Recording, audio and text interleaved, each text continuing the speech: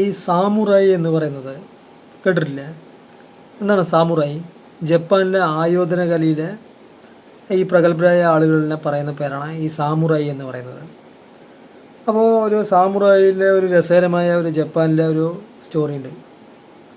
അതായത് നടന്ന സംഭവമാണ്. അതായത് സാമുറായിലെ അവിടെ ആ പ്രദേശത്തെ ഒരു വലിയൊരു സാമുറായി അല്ലെങ്കിൽ നല്ല വാൾപ്പയറ്റിലെ അഗ്രഗണ്യനായ ഒരാൾ അദ്ദേഹം കുറേ കാലത്തിന് ശേഷം തൻ്റെ വീട്ടിലേക്ക് പോവുകയാണ്. വീട്ടിലേക്ക് പോകുന്ന സമയത്ത്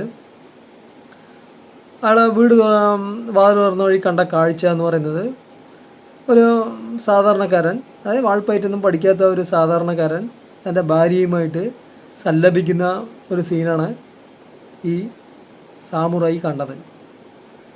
സാമുറായിക്ക് വല്ലാതെ ദേഷ്യം വന്നു. അപ്പോൾ അദ്ദേഹം ആ സാധാരണക്കാരൻ്റെ അടുത്ത് പറഞ്ഞു, നിനക്ക് 2 ചോയ്സ് ഞാൻ തരാം. അതായത് ഒന്ന്, നീ എന്നെ ഫൈറ്റിൽ തോൽപ്പിക്കണം, അല്ലെങ്കിൽ മരിക്കാൻ റെഡി ആയിക്കോ. അങ്ങനെ ഒരു ചോയ്സ് അവിടെ വെച്ചു അദ്ദേഹം.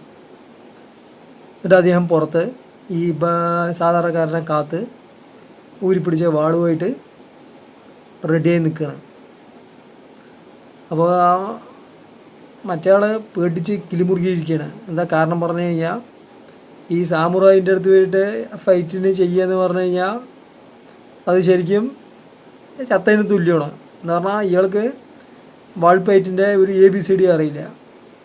മറ്റുള്ളവണെന്ന് പറഞ്ഞാൽ ആ ഭാഗത്ത് നമ്പർ 1 ആളാണ്.